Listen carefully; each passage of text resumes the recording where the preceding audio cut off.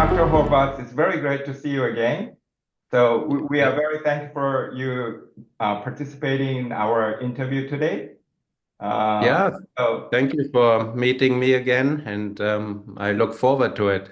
okay, great. Mhm. So, Dr. Horvath, it's a really honor to have you with us today. And thank you for taking time to speak with us.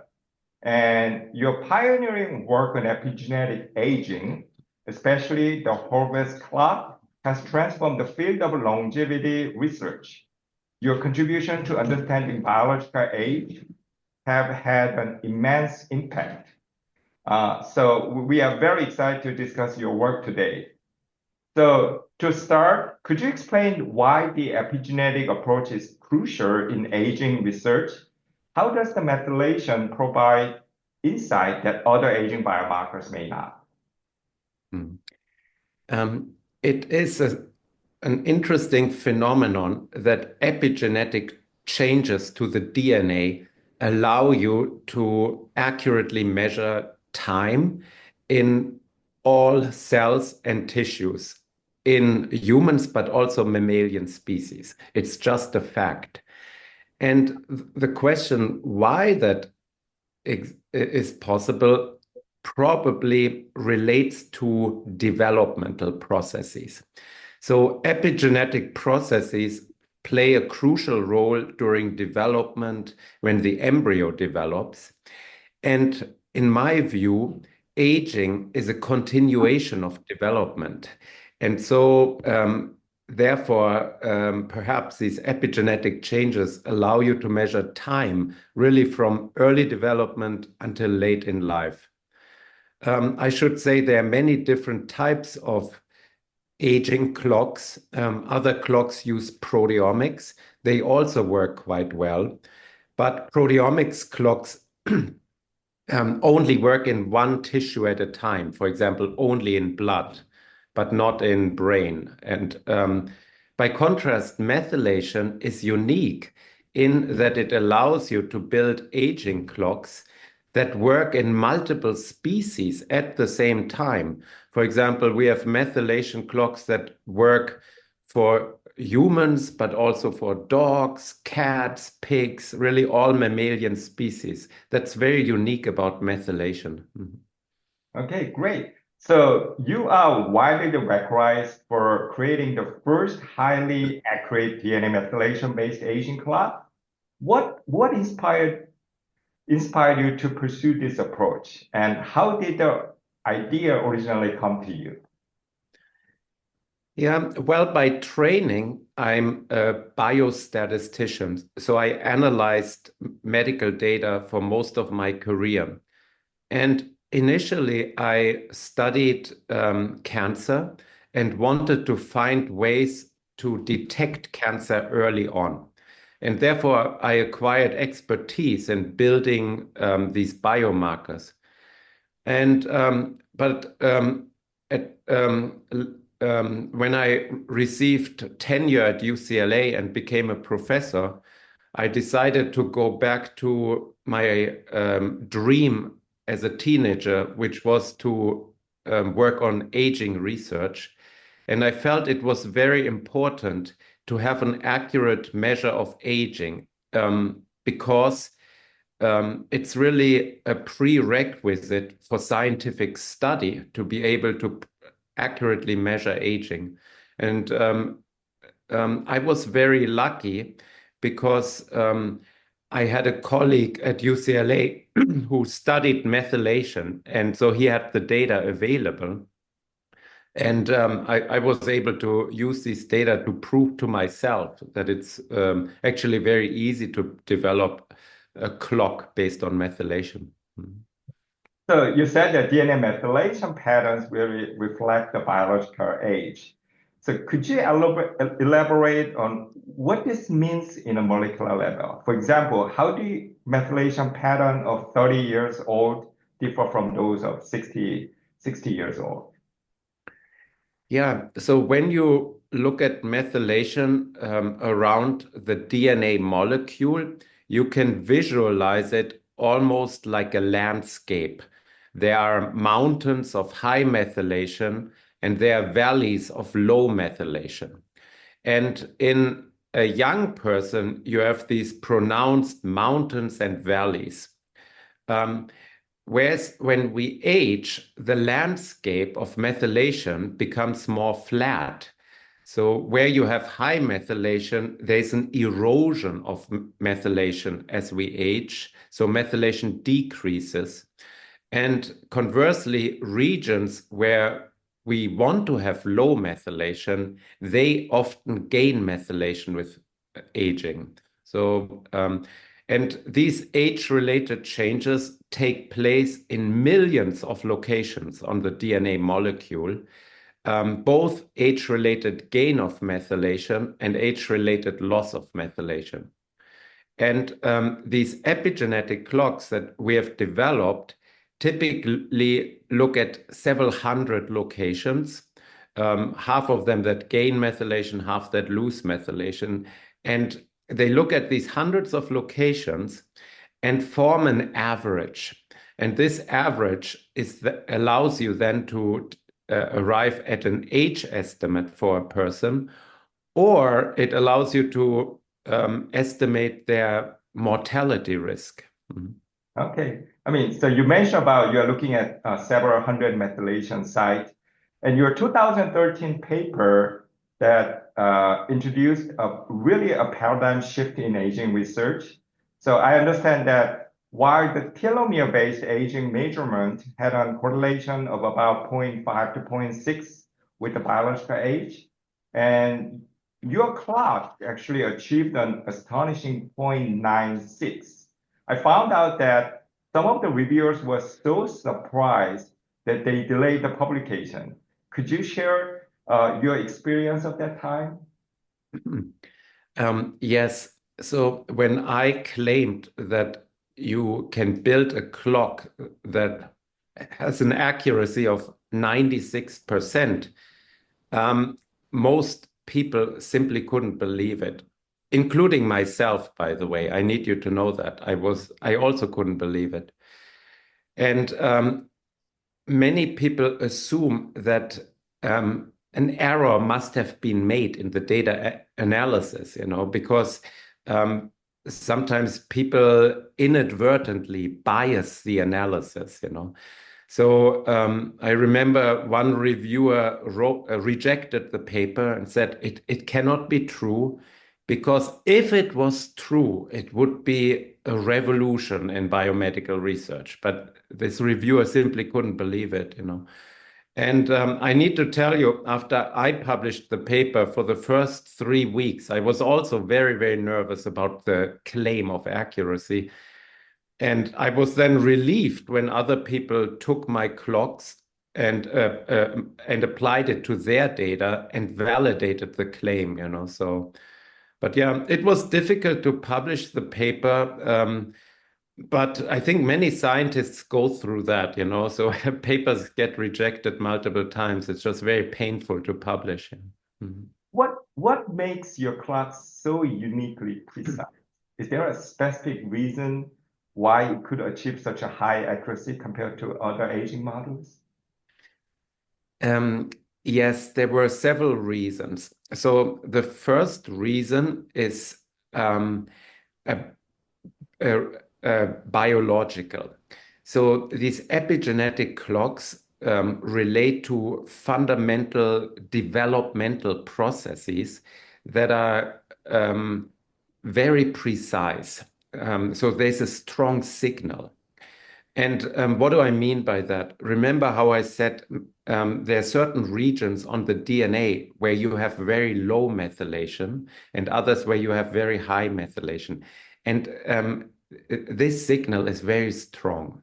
So the second reason why epigenetic clocks work so well is that it's very easy to measure methylation.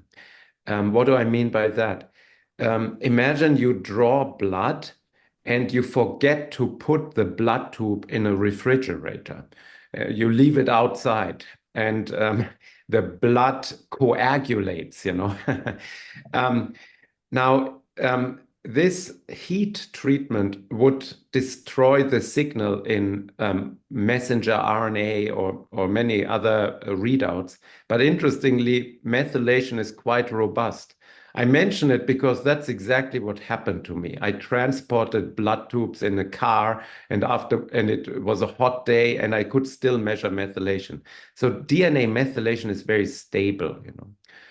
And the third reason why methylation clocks are so accurate is that many data are available. So when you're a data analyst, you have access to large data sets. And I was very fortunate in that regard because back in 2012, I downloaded publicly available data. Anybody could have done what I had done because the data were on the internet, you know, and I had access to many thousands of samples, you know. So yeah, these are the main reasons I think why methylation clocks are so accurate. Mhm. Okay. So since your initial discovery, aging clock have evolved significantly. Could you highlight some of the key advancements in the field over the past decade? Yes. So our initial clocks measured calendar age, simply how old is the person. And then the next big development was to estimate time to death. So how much time someone has left on planet Earth. And this was done by looking at so-called retrospective cohort studies, where people had collected blood samples in the 1990s, and then they followed these people and knew whether they still were alive or dead, what they had died from. So they could look back in time. And with these data, we and others were able to predict mortality risk, you know. Um, the next big development were clocks that apply to many different species. So the first clocks were developed for humans, but then people developed clocks for dogs, for mice, for cats. And last year, we developed so-called pan-mammalian clocks. We have a clock that measures age in all mammalian species, you know. More recently, people develop clocks for single cells. That's also very exciting. So we can measure the age of a single cell in your body. Mhm. So you and your colleagues conducted a fascinating study where the participant received some human growth hormones and metformin for about a year, and leading to an average reduction of 2.5 years in biological age. Could you walk us through this study and share your thought on this groundbreaking research? Yes, this was a very small study. I need to emphasize a preliminary study where my collaborator, Greg Fahey, analyzed 9 men, and he administered a cocktail of rejuvenating interventions. So a growth hormone, metformin, vitamin D, zinc, and other compounds in order to rejuvenate the immune system, the so-called thymus gland. And in this small study, we observed that epigenetic age was reduced by roughly 2.5 years after 9 months of this treatment. Um, so that was encouraging. But I want to tell you and the audience that growth hormone treatments are quite risky. And these kinds of treatments should only be taken under the supervision of a doctor. Um, but my collaborator, Greg Fahey, carried out a second study with more people. I want to say over 20 people. And he recently mentioned in a scientific conference that he was able to validate the original claim of age reduction. So these results are encouraging, but I need to mention they are preliminary and they still require more testing. Yeah, I mean, it is preliminary, but it is very promising that, now we have something that we can really, reversing the aging by some science and interventions. Okay, Yes. so for the general public, what are the practical implications of knowing their biological age through the aging clock studies? How can this information really help individuals to make better health and lifestyle decisions? Um, I think the main purpose is to inspire people to follow a healthy lifestyle. Uh, um, so, for example, people know that they should avoid sugar, they should avoid obesity, they should stop smoking, they should walk or exercise a bit. People know all of that. But it actually takes a lot of discipline to follow a healthy lifestyle. And maybe such measurements can inspire people to follow a healthy lifestyle. I want to tell you, I do not need such measurements, because I know that I have to eat vegetables and be healthy. I don't need to measure my age, so to speak. But I've heard from others that it inspires them when they get a methylation age estimate. But so that's the here and now. My hope is, of course, that ultimately methylation clocks will inform the decision maker such as a doctor.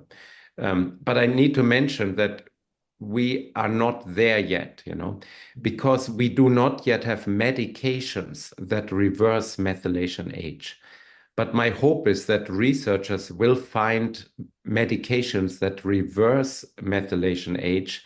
And if that is the case, then it would make sense that a doctor prescribes a methylation age test in the clinic. I mean, it's very promising that soon or later, we may have medications or interventions that can really reverse the agings.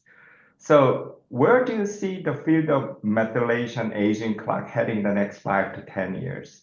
Are there any emerging technologies, applications that really excite you the most? Yeah, the field of methylation clocks is very vibrant. I want to say dozens of research groups are working in that field, and they're developing better clocks and cheaper clocks. So when I measure methylation age, it's actually quite expensive for me, a couple of $100, and that's too expensive. So some people develop cheaper methylation clocks. Um, the second line of research focuses on what one could call causal epigenetic clocks, and causal for aging.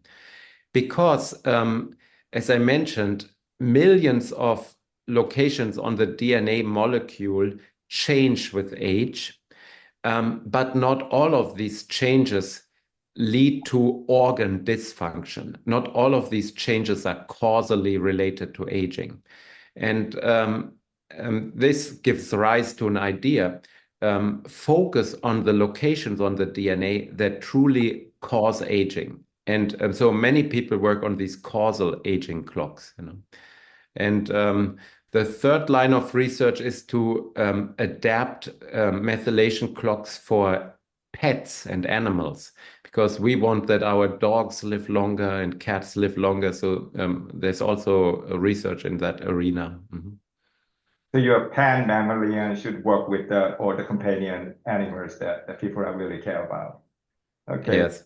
So my last question is, in recent years, there has been an increasing interest in aging and longevity research in Asia, particularly in South Korea.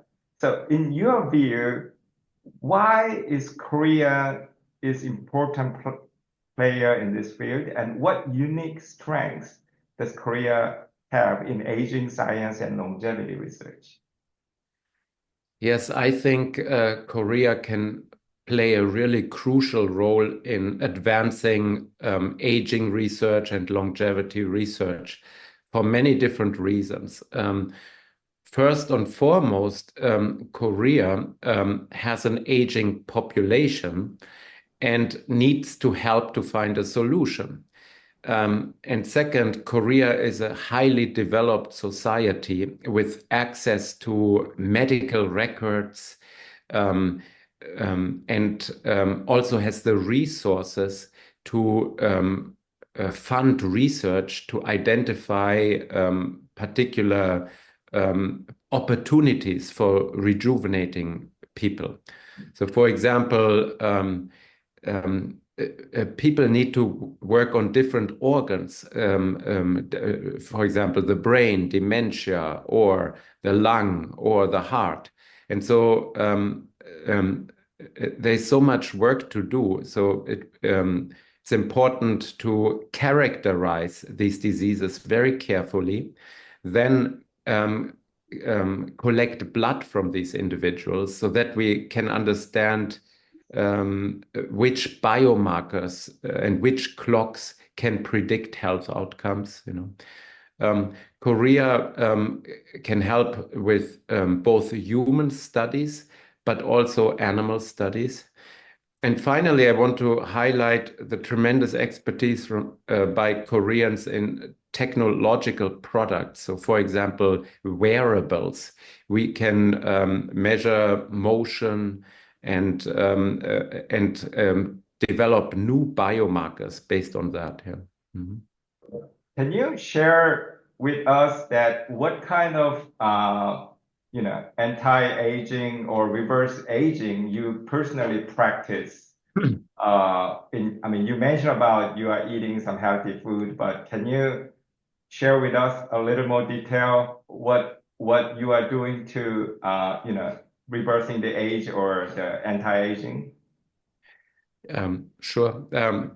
Yes, I try to stay young. It is an obsession of mine. So I think about staying young 24 hours a day. For me, it all starts out in the morning. So I start out by jogging on a treadmill for about 10 minutes. Then I lift weights for about 10 minutes. Next, I eat a very healthy breakfast, which is 2 eggs and a lot of broccoli. So I have a lot of broccoli and other vegetables like Brussels sprouts in my freezer, and I take them out, put them in the microwave oven, and have a lot of green leafy vegetables with olive oil, 2 eggs. That's my breakfast. Then for the rest of the day, I try to avoid or reduce carbohydrates. I do eat carbohydrates, but I just try to avoid sugar spikes. Then towards the evening, I try to calm myself down in order to improve my sleep. I struggle with sleeplessness, so I'm doing my best to calm down. Usually, I walk after dinner, not for long, maybe 25 minutes or so, just to increase my step count. So I count steps and I try to walk about 8,000 steps a day, apart from the jogging in the morning. Then I take various supplements, creatine. Then I take vitamin D. I take omega-3 fish oil. I take magnesium. And yes, I suffer from high cholesterol levels. Therefore, I take statin and another compound called ezetimibe. So these are two drugs that lower cholesterol levels. And that's about it. Thank you for sharing with your secret recipe. It is very helpful. And foremost, I think, eat healthy and exercise and sleep well. I think that's the most important lessons that we all have to learn. I agree. I agree. So do you have any other things that you want to mention or comments? Yes. We live in very exciting times for many reasons. Above all, the science has progressed rapidly. We understand quite a lot about why we age and what can be done against it. At the same time, there have been technological breakthroughs. And I'm very hopeful that significant discoveries will be made by the biomedical research community. And so I want to tell everyone, stay healthy. Many exciting medications will be developed by the community. So, Great. Dr. Horvath, thank you for sharing your invaluable insight with us today. Your work has not only reshaped how we understand aging, but has also opened the door to exciting new possibilities for health and longevity. Once again, we deeply appreciate your time and expertise. We look forward to featuring your groundbreaking work in our documentary and sharing it with our audience. Thank you so much. Yeah, thank you so much for your kind words, and I wish that you stay young and healthy for many years. Thank you. Thank you again. That was fun. All